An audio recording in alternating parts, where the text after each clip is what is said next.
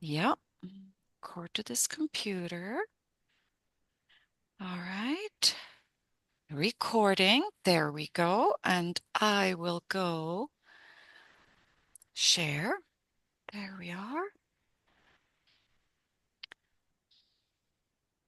Okay. Voila. Okay. Here we go. Dear friends, welcome back to BCLCA's book club for this school year. We're doing Language Acquisition in a Nutshell by Drs. Bill Van Patten and Russell Simonson, and we're doing session 3, chapter 3, The Basic Ingredients. All right, there we go. So our meeting today, we're doing chapter 3. The reason I have this slide in there is because chapter 1 and 2 discussions can now be found on our website as recordings with the PowerPoint. So you can use any of this material. And welcome from myself and Michelle. My land acknowledgement, I am on the traditional lands of the Secwepemc people, and I'm grateful to be able to work, play, and live in beautiful Kamloops. Michelle. And I am here in West Vancouver at the moment on the unceded territory of the Squamish Nation, and also grateful to share this event with you. And as I sit here enjoying this beautiful day here on the Squamish Nation land. So thank you. Thank you. It's worth repeating that we're committing to providing a book club that is engaging, inclusive, safe and fun, and transformative. If we're hoping that these conversations evoke something in you that allows you to transform your practice. Please post your name and affiliation under your picture so we know who we are and get maybe to create a community here. Our structure, same old, summary off. I will provide that summary of and reflections on that chapter, and today really hone in on how this material starts to get really applicable to us as teachers. How does this now apply to the classroom? Then we go into small group conversations and come back to a whole group sharing and some final words. And that is our hour. I will not have time to check the chat. So if you need to share something, you can put it in the chat. I will check on it when we are in groups discussing. Otherwise, just interrupt, I guess. All right, language acquisition in a nutshell. Let's dive in. The goal of the book is, Bill Van Patten says, that there's nothing controversial in it. This is well established, 40, 50 years of research. It's not about how or what to teach. Instead, the goal of the book is for teachers to be able to make informed decisions and that teachers have a realistic somebody needs to turn off their sound. We have a lot of thank you. For teachers to be able to make informed decisions and have realistic expectations of themselves and their students. So in that chapter 1, the object of acquisition, Bill Van Patten went into language versus communication. And he said that, among other things, that language is a mental representation that takes time to build, that exists in our heads and is abstract, complex, and implicit. And we really dove into the meaning of what does it mean to be abstract, complex, and implicit. In this third chapter, he goes back to a little bit of that. Especially, he talks about that language is slow to build, that mental representation takes time, it's piecemeal. We need to be patient with ourselves, with our students. Acquisition takes time, and it may take more time than the quiz on Friday afternoon. We need to allow for that mental representation in the brain for these connections to build. And we'll dive more into how these connections are built today. He talks about communication being a behavior that happens between entities. And then in this third chapter, he adds the term interaction to communication. So communication is a behavior. Interaction is a process by which we communicate between entities. In chapter 2, the all important and surprising and vexing, probably, concept of ordered development. Language develops in an ordered and constrained way. It cannot just go anywhere, anytime. This order is not determined by the curriculum or learners' conscious efforts to acquire language. Our best efforts, our students' best efforts, cannot override that ordered and constrained way by which language is developed. And the authors talk about that there are no abrupt transitions, but rather these overlapping stages that form a slow gradient climb. They talk about that students acquire language at different rates, but can never skip a stage. In this third chapter, where we dive in a little bit deeper today, the authors talk about the basic ingredients of language acquisition, not language learning, but language acquisition. And they start off saying it's a little bit like baking a cake, only a little bit more complicated. So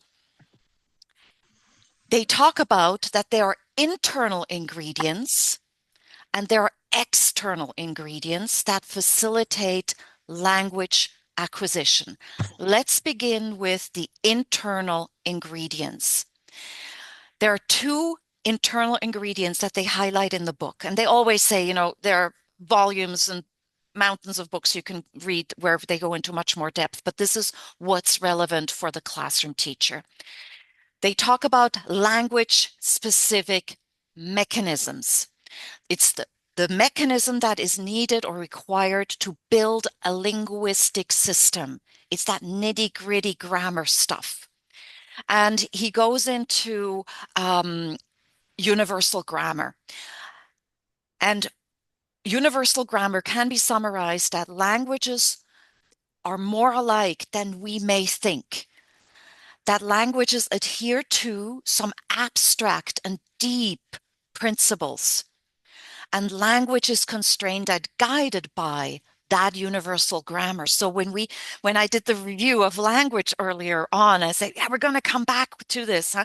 That constraint, that slow, piecemeal, that constraint, that is because of universal grammar. It keeps things in check.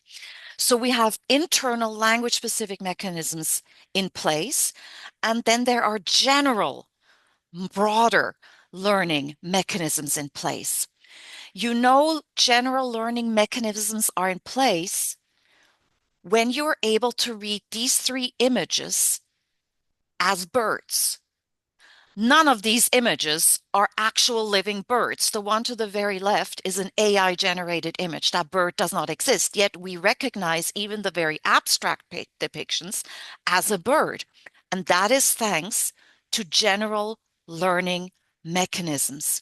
It's what allows us to learn vocabulary, build phrases, and recognize a bird as a bird and a cat as a cat. So these are the internal learning, the internal ingredients that the authors talk about. Let's flip over to the external ingredients, or EI for short.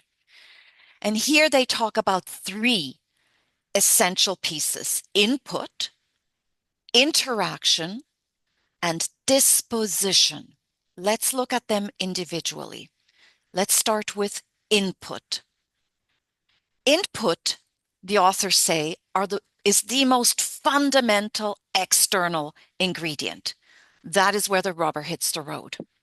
Input is what language learners hear. And shopping on January 29th, which is just okay, somebody needs to turn off their audio. Thank you. Input is what language learners hear or read in communicative context. And they say explicitly, input is not practiced or manipulated language. Them doing exercises, them moving words around on the page, that is not input. Input is what they hear and read. For language acquisition to occur, input, that all-important input, must be comprehensible. They must understand what is being said. Input must be communicatively embedded. So in a meaningful context, in a meaningful interaction. It is often, these comprehensible and communicatively embedded is often abbreviated as CCI, comprehensible, communicatively embedded input. And then the authors talk about the third element, frequency. We need to hear things over and over and over and over and over and over and over again. Repetition, repetition, repetition. That's what matters. Input, when we provide input that is comprehensible, communicatively embedded, and frequent, language acquisition becomes possible. You cannot acquire a language you do not understand. You can learn a language you do not understand. It's called just random memorization of sound patterns, but you cannot acquire a language you do not understand. So as a language teacher, always make sure that everybody knows what is being talked about. Don't leave them guessing. However, comprehension does not guarantee acquisition. So you understand it, but that doesn't mean you necessarily acquire it yet, because we need to go back to repetition, repetition, repetition. CCI, comprehensible, communicatively embedded input that is frequent. Let's move to interaction. Very short and sweet. It's very intuitive.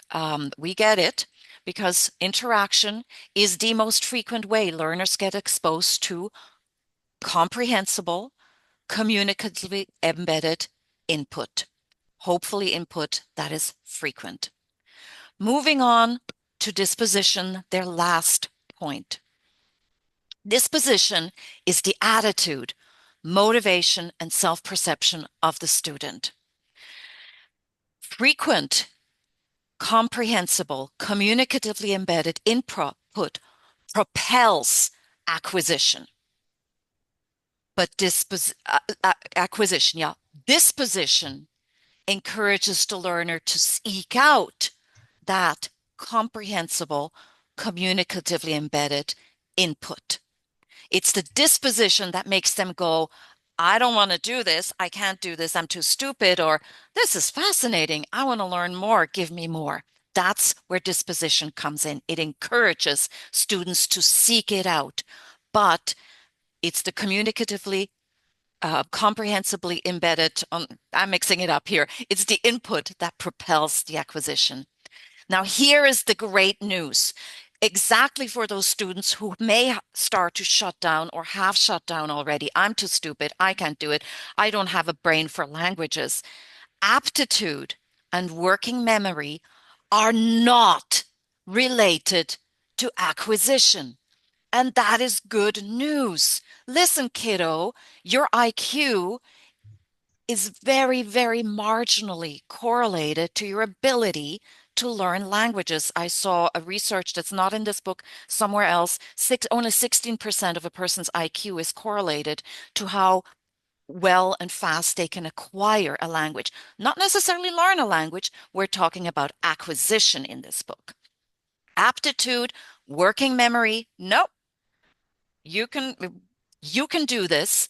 You can learn this. It is not related to acquisition.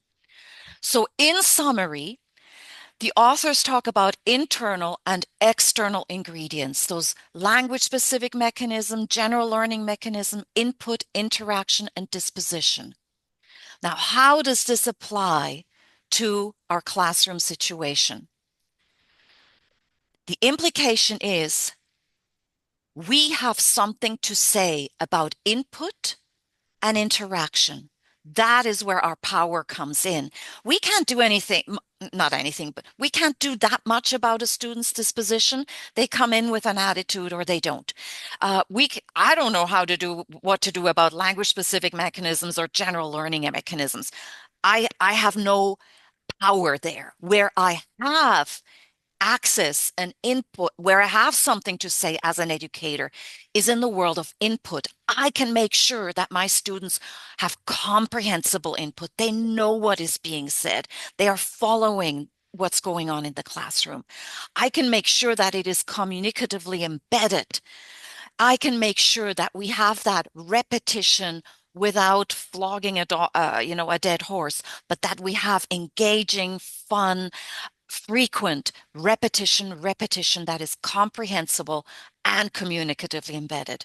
And I can make sure that we have compelling interaction in the classroom.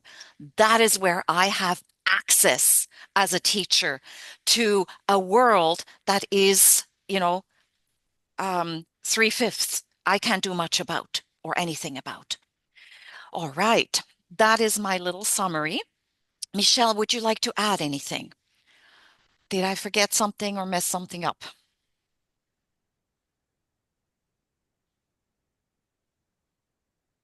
No, I think that was a really nice, concise overview of the chapter.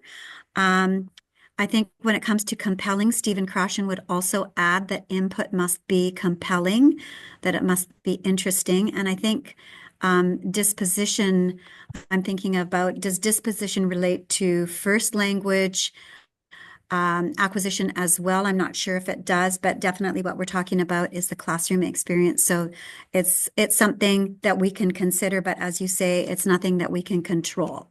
Yep. So Yep. it was just a question in my mind. Okay. Thank you. Yep. All right. Let me get you.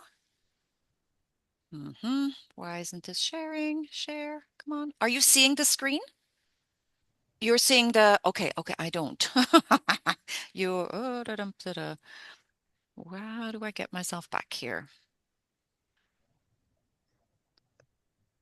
Huh. Recording, meeting my screen. There we go. You're seeing input and interaction and disposition. You're seeing that slide. Excellent. All right. So, and it's not responding. Come on. Okay. Share.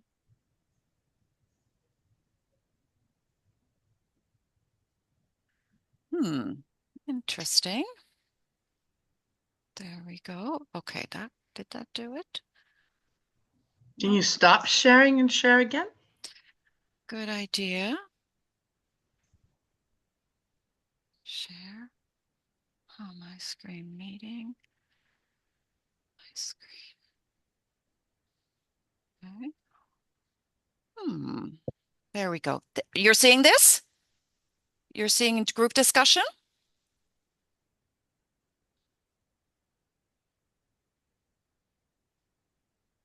Okay. I don't know where I'm at. So let's assume you're seeing this.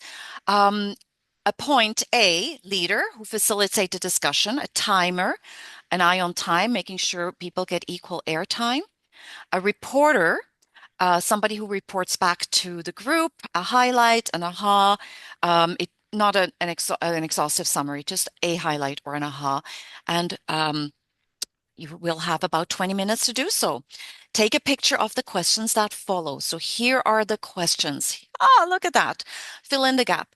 Input must be embedded and frequent. We cannot acquire a language we do not Understand. Yeah, there we go. Number 2, what do you think makes input comprehensible? Does a 1 or 2-year-old get much input from the environment? Have you ever looked closely at parent-child interactions when the child is barely toddling? What about teenagers and adults learning in an L2? L2 means an additional language. How is input made comprehensible? How do you know it has been comprehended? Number 3, consider how you interact or might interact with learners in the classroom. Are you focused on the expression or interpretation of meaning, or on learners getting the language right? Number 4, in most languages, third person singular is the most frequent verb form. In the present tense, for example, What does this mean for you in terms of teaching your language or having concern for other verb forms? Number 5, what is the teacher's role in learners' disposition and motivation in the classroom? What about the teacher's own disposition and motivation?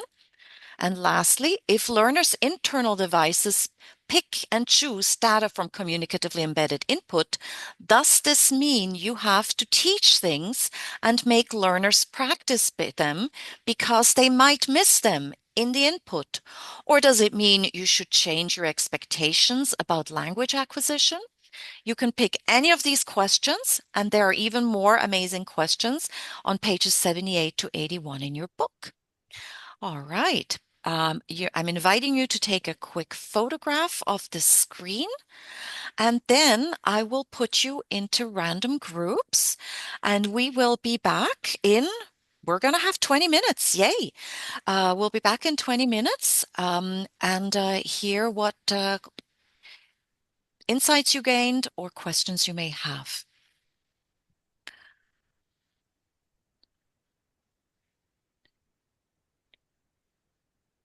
Okay.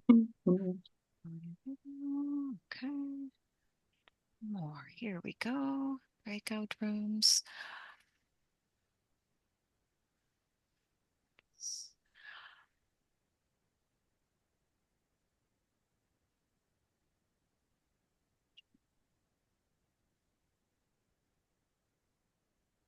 Oh.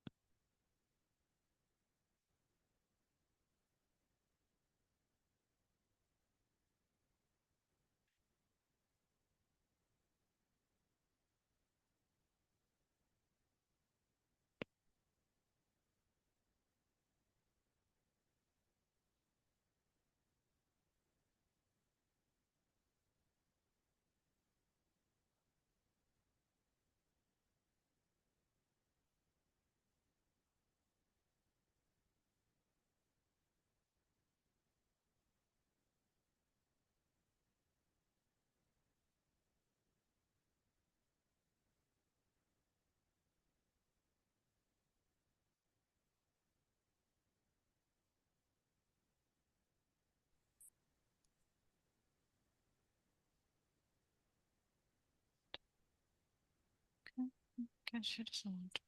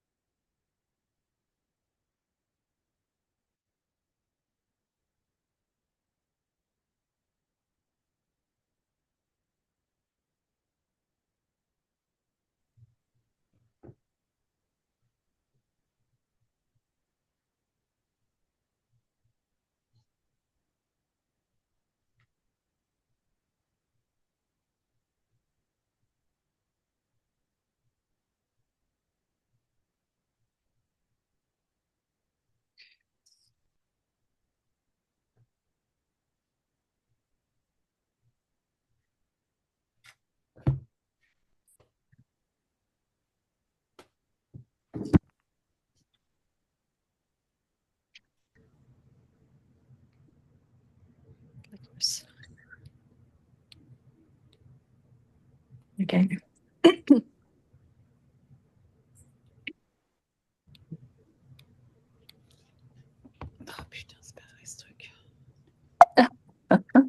Here we go.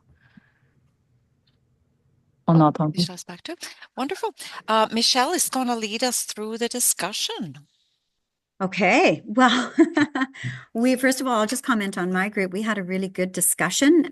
We focused quite a bit of the time on the question, I think it was number 2, about how we provide input and reflecting on our experiences, maybe as parents, grandparents, and teachers, thinking about how that input is what is the role that we have in the classroom, but also how is input provided for teenagers and adult learners in their second language. So we had some good stories to share, and I think we were all really much on the same page as far as the centrality of input and that language acquisition is simply not going to happen unless that's there. And we talked about the ways that we deal with first of all, how do we know that input is comprehended? Because making things comprehensible is one step, but how do we actually know that that input has been comprehended? So we talked about some of the systems that we use in our classrooms to assure that the input is comprehended.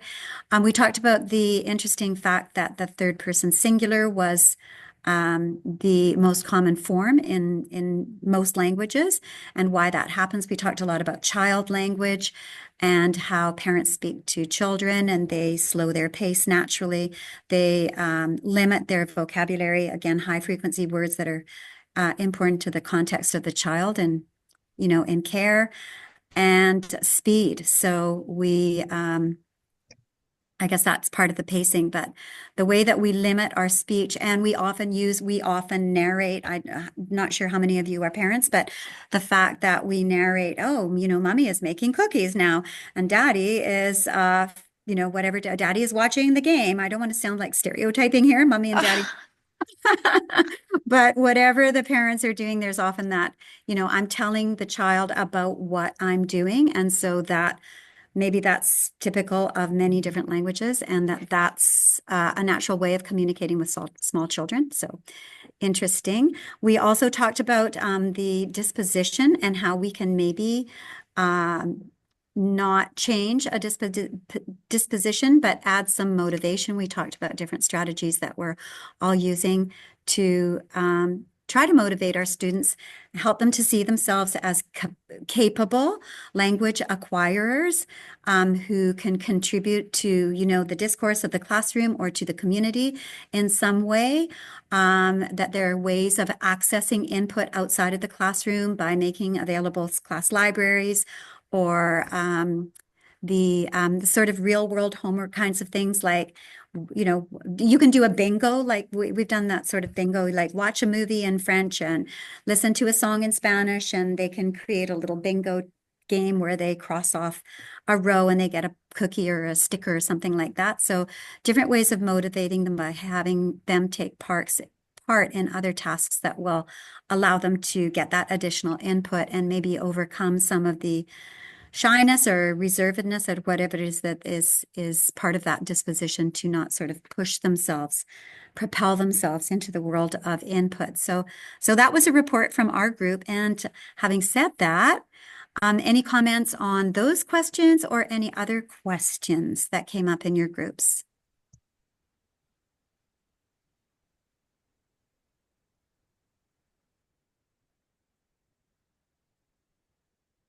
Francie. Oh, Anne. Hey, Anne. Yep. You changed places on the screen with Francie. So, hi. Okay. Hi. So, yeah, in our group, we kind of started with question 5 and 3 and 4. So we started with a really interesting discussion based on, what was the word with D again? Disposition? Disposition. Thank you. I'm not looking at the photo anymore.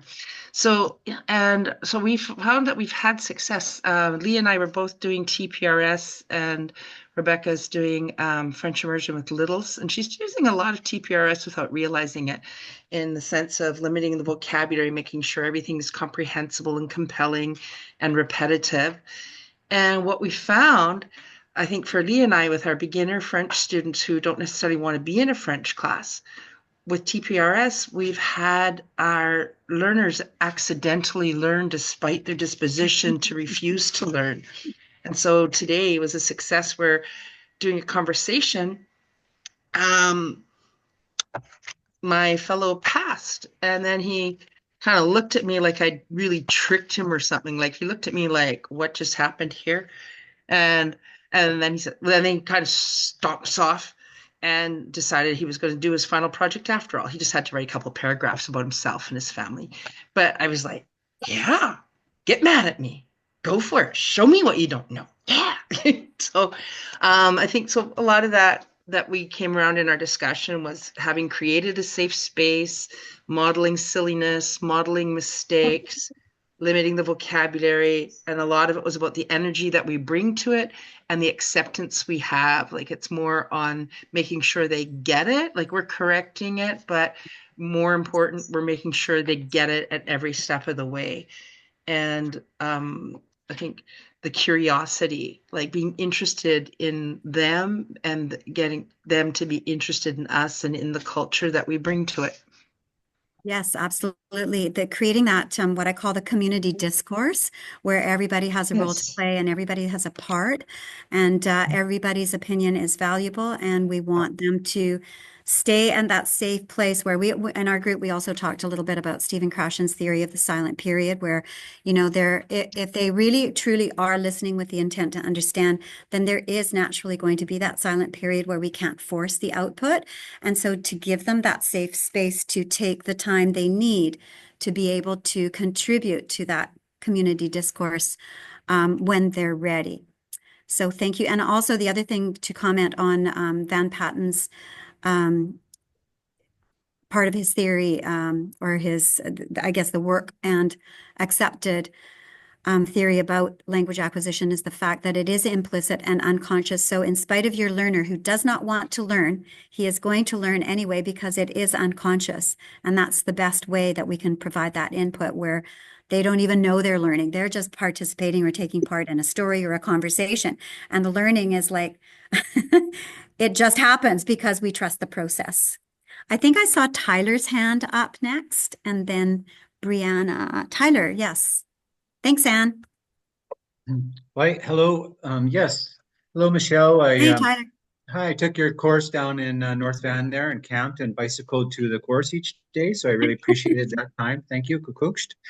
So yeah, our conversation, Carmen brought up a good point to kick us off about how, movements and hand gestures, facial expressions are used, but brought forth the important discussion around what do we really do with the bottom 20% that are simply not understanding, and the ones who just are not as don't have the same kind of ability to follow what's happening, I guess, simply.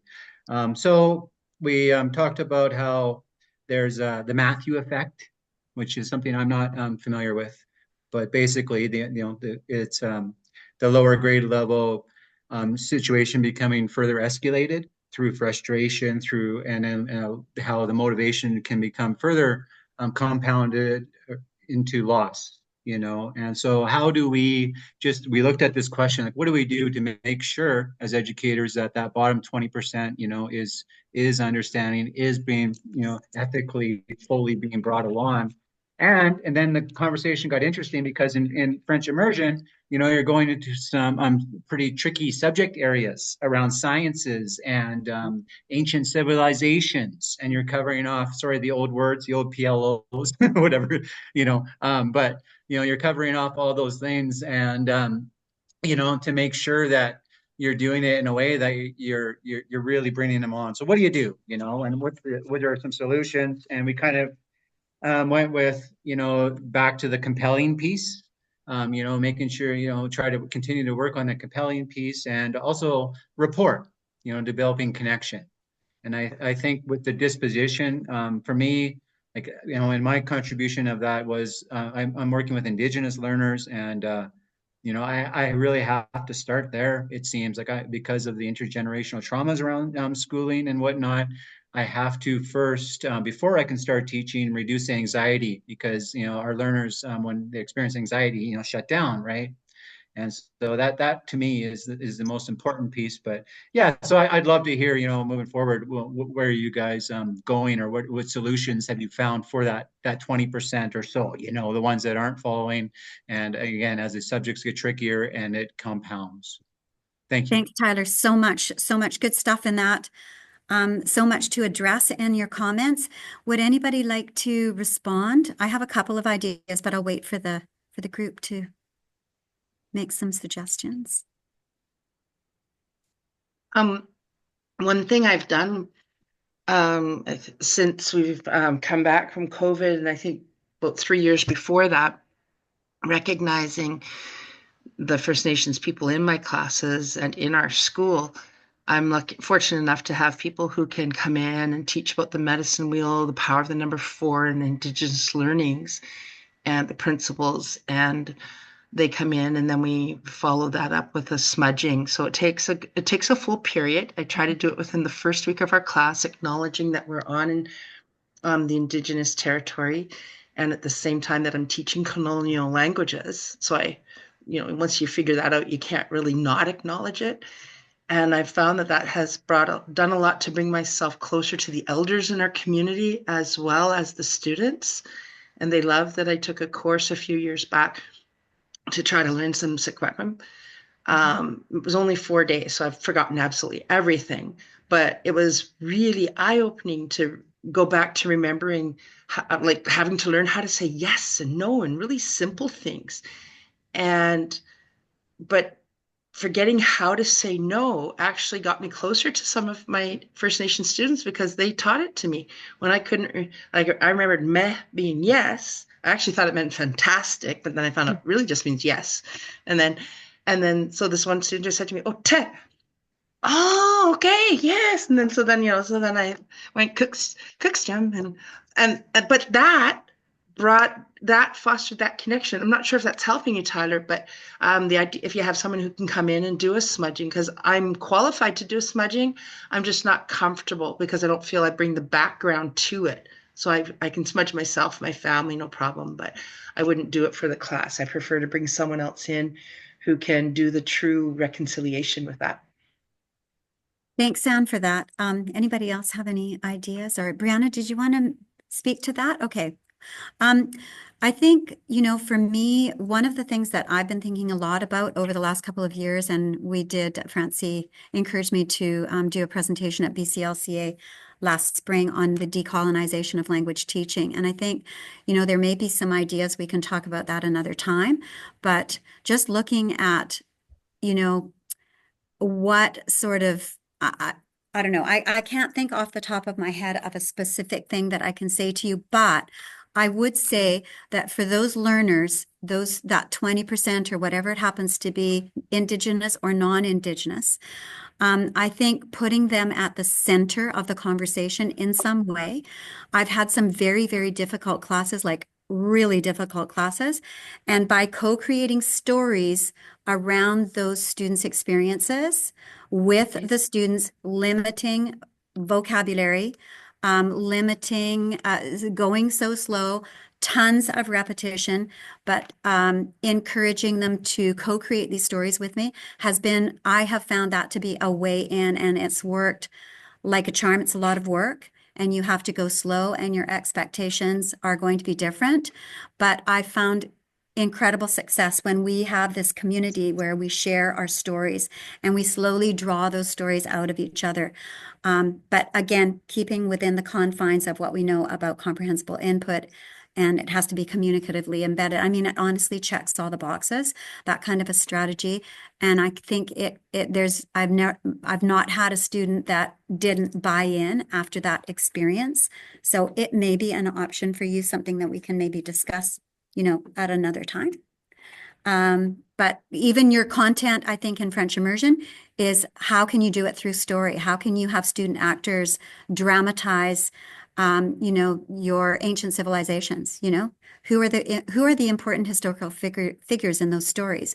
And our Indigenous learners, we know they learn through story. That's one of the First Peoples principles. So creating stories around those events, I think, can help to draw them into the process. And then, you have to do the hard stuff too, like, the actual more minuscule PLO kind of content, but bring them in through story, I think is another possible strategy that you could use. Compelling input. Hopefully that sparks something for you, Tyler.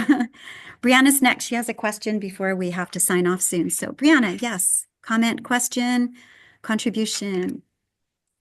Hi. Hey. Yeah, just a contribution about what our group talked about, and I'll just say it briefly. Um, it was really around the idea of community, which is kind of what we've been talking about here, and how a way of creating community was like there's actually so many groups now, post COVID, even before, but people are looking for ways to connect and share what has worked. So Facebook groups, Mani Musical, all sorts of different communities that are supportive of teachers. They give you all sorts of resources and fresh ideas. Um, and so that helps because sometimes we can feel in languages that, maybe you're the only teacher in your school that teaches that language, and it can feel a bit isolating that everything falls on you to come up with. And so going to these online communities or what have you, even things like this, to pull resources and find things that are working in other people's classrooms, kind of like a surfing way of doing it. So what else are people finding that's working? And so we talked a lot about actually some books that are going well in some classrooms. And we talked about the idea of brain breaks, and that kind of ties into what Tyler was talking about. When you have a student that is not engaging, it's not working, something has been triggered or whatever it is, it's not a good day. Taking a break and giving them another opportunity, like an opportunity to reset. And sometimes we all need that. And so there's all sorts of, online fun, different ways. And I've come across something new because it used to be Kahoot, right? As the way to gamify a lesson or something, or after the lesson. But Blue Kit, I don't know if anyone knows Blue Kit. Yeah, BLOOKET, and it's kind of like the new and improved Kahoot that is really gamified and kids seem to love. And so just pulling from these different places to create something interesting. And then one of the people in our group also talked about having people come in. So from Mani Musical, Missy D is one of the artists on there. She's actually local to Vancouver. And so she's actually able to visit those schools. And so if that's ever a possibility, getting something as an authentic speaker in, or whatever that looks like. And we were talking about in the Indigenous context just a second ago, but kind of pulling from all these areas, which is a lot. It's onerous. It takes a lot of coordination. But once you're part of these different communities, all of that is kind of offered to you, and you can kind of pick and choose and create something that works. And that makes us, as far as disposition as teachers, feel good about what we can present because it's current. We know it's tried and true across many classrooms. And yeah, hopefully it should be relevant to the kids. Absolutely. And that it is time consuming, a lot of scrolling and looking for what's going to work for me, what's going to work for my context. But that's a great piece of advice, is to connect with others, and we can learn so much from others, not just their resources that are so frequently shared. Sean or Brianna, if you have a minute, maybe you want to type in some, like Toward Proficiency, Cécile Lenné. Her website is full of amazing resources that support a comprehensible input resource or approach. And the Mani Musical group, I think she actually works with that group quite regularly, and if not, is one of the sponsors of that group. So she's an amazing resource. But I think you're right, absolutely, about the engagement, the engagement by playing a game, by taking a break, by doing a Zumba, by doing, I do a lot of gamification in my class, and it is a great way to change up the energy and recharge and create a spark. And then you can go back to whatever it is that you were doing. So that's really awesome advice, because the brain needs to be receptive to that input. If it's just zoned out or, vegging out, then nothing is going to go in. There's no mental representation being created. No language is going to be acquired. So we have to be really cognizant of that. And even if it means 2 brain breaks in a class, because we have to go slow. Like if the kids aren't acquiring, what's the point? So thanks for that great advice. And if you want to type in a couple of resources that you use, Brianna, or groups that you're connected with, I'm sure the others would really appreciate that. Or Francie and I can come up with a slide later, or people can contribute to my email, to Francie's email, and we could make a group, like a group list, a group resource of other places to find ideas. So like strengthen the community. Absolutely. Oh, looks like Francie is going to tell us to stop talking. It looks like it's 4:33 on my watch. Yeah, last time we stayed on for another half hour and had conversations. So if you choose to do so, feel free. For those of you who need to go, of course, that is, you're absolute right. This is our website, where all the links are, where all the videos are for past chapters discussions. All the information is here. Here we go. Our next and last discussion is Thursday, February 20th, when we talk about the centrality of implicit learning. And then, of course, March 13, the big date when Dr. Bill Van Patten will join us via Zoom from, I believe he's in California. All right. That is it for today. Again, feel free to hang and ask more questions or share. Otherwise, we'll see you again on February 20th. Thank you.